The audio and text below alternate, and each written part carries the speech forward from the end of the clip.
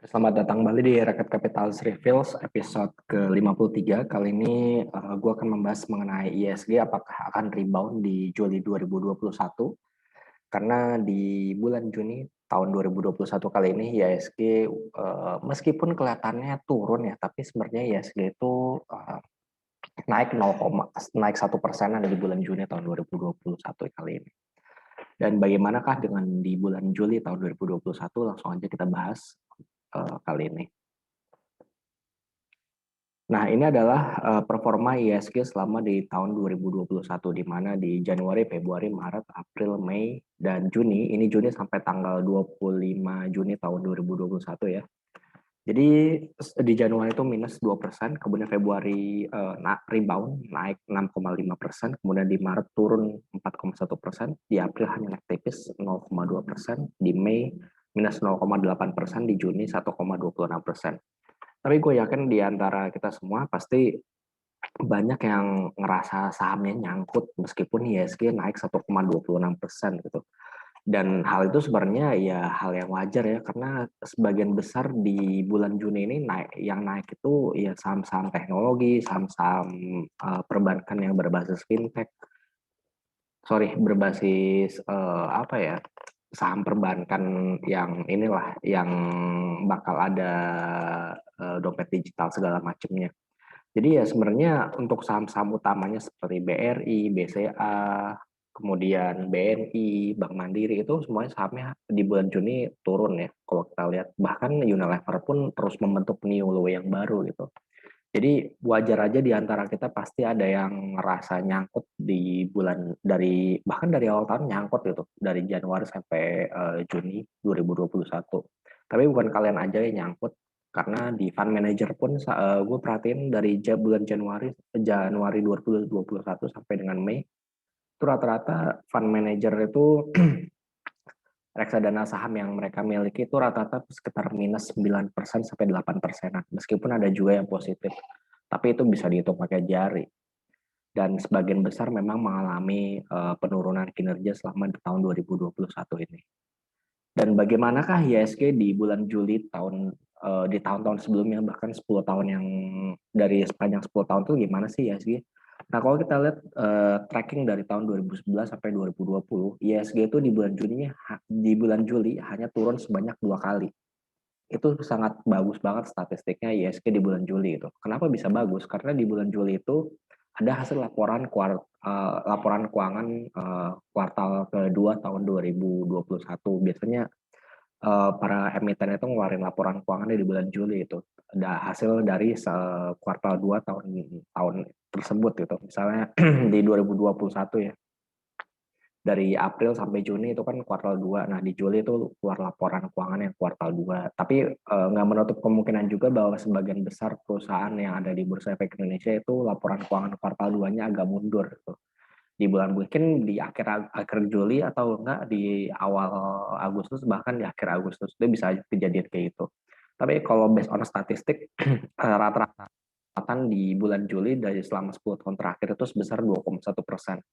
Yang turun itu di bulan Juli hanya di bulan tahun 2013 dan tahun 2015, yaitu pada saat IHSG mengalami mini crash dalam tanda kutip. Karena IHSG mengalami crash besar di tahun 2008 dan 2020. Bahkan di tahun 2020 sendiri, IHSG di bulan Juli itu naik 5%. Naiknya sangat kencang sekali. Di 2019 0,5%, 2018 yang di tahun itu juga sebenarnya lumayan turun. IHSG naik 2,4%, 2017 0,2% di tahun terbaiknya. Tahun 2016 setelah mengalami mini krisis tahun 2015, IHSG naik 4% di Juli 2016. Jadi bisa dikatakan IHSG selama di bulan Juli itu selama 10 tahun terakhir lumayan bagus gitu. Dan dengan kenaikan rata-rata sekitar 2% ini ya mungkin kita bisa harapkan IHSG mampu naiknya lumayan lah ya. Dan kalau kita lihat ke chart IHSG, gimana sih chart IHSG sekarang? Nah, ini adalah chart dari IHSG. Kalau kalian bisa lihat di sini, di mana saat ini IHSG ketahannya di kisaran harga 6.100-an ya, kalau boleh kita bilang gitu kan. Jadi ISG itu sempat turun lumayan ke 5.884, kemudian rebound lagi dan sekarang sideways di area sekitaran 6.100 sampai 6.000 gitu. Jadi ISG itu nah ini dia rentangnya di sini ya. Sorry. Rentang harganya di sini. Kita perjelas dulu. Nah, rentang harganya di sini ini adalah pergerakan dari ISG selama di bulan Juni 2021 ya, bisa dibilang sempat turun ke 5.884 tapi rebound lagi. Nah, gimana di Juli? Ya, kalau misalnya di Juli ISG itu mampu katakanlah naik secara average ya, average-nya kan sekitar 2%. Berapa sih kira-kira target harga dari ISG itu kalau misalnya naik 2% itu? Kalau kita ambil dari titik harga kemarin ya di kisaran 6.000, 2% itu kira-kira di kisaran harga 6.143 ya 6.150 lah. Dan kalau sudah ISG dia udah nyampe 6.150 artinya dia udah bisa melepaskan diri dari resistennya di 6.100-an itu dan itu sebenarnya lumayan karena selama ini resistennya lumayan cukup belum bisa berhasil dan kalau misalnya ISG 6.150 nyawat ke 6.200 bahkan kalau base case-nya. Kalau misalnya ISG naik sampai 6.200 ya sekitar 3%-an lah. Jadi peluang kenaikan di bulan Juli itu memang cukup terbuka lebar ya. Ditambah lagi kan kalau kita perhatikan Bukalapak akan IPO ya di akhir bulan Juli 2021. Jadi kemungkinan besar ini akan mendorong IISG ke tingkat yang lebih tinggi lagi, khususnya saham-saham teknologi ya. Pasti akan dipush untuk bergerak lebih naik lagi karena si Bukalapak ini akan IPO gitu.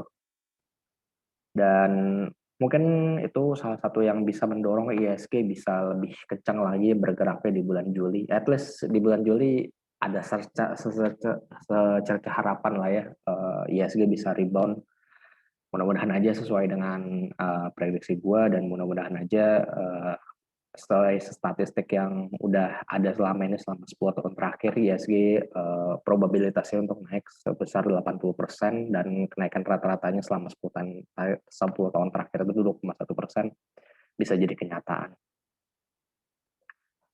Dan mungkin itu aja yang bisa gue share untuk kalian. Oh ya, sorry, kita kembali ke ISG dulu bentar. Ada yang belum gue bahas. Jadi ISG ini untuk yang kalian perhatikan baik-baik ya. ISG itu dari Golden Cross di 20 dan EMA 50-nya. Ini bagus karena kalau udah Golden Cross berarti ada harapan bahwa nanti ISG bisa bergerak positif gitu. Dan yang belum terlewati oleh ISG ini adalah MA 100-nya. Kalau MA 100 itu bisa terlewati oleh ISG, maka confirm ISG bisa melanjutkan penguatannya ke level-level yang udah gue sebutin tadi. 6150, 6200, bahkan kalau bisa ke 6300 kalau base case-nya banget gitu. Nah, jadi itu aja mungkin yang gue bisa share ke kalian saat ini. Jangan lupa untuk like dan subscribe akun YouTube dari Rekat Kapitalis. Jangan lupa untuk follow Twitter kita di Rakyat Kapitalis. Kalau ada pertanyaan bisa email kita juga di rakatkapitalis@gmail.com. Disclaimer, segala rekomendasi dan analisis saham oleh Rakyat Kapitalis melalui YouTube dan podcast hanyalah opini pribadi. Kami tidak bertanggung jawab atas kerugian dan keuntungan yang Anda alami dari aktivitas investasi yang Anda lakukan. Gua Karan pamit undur diri dulu. Kita akan berjumpa kembali di episode berikutnya. Bye-bye.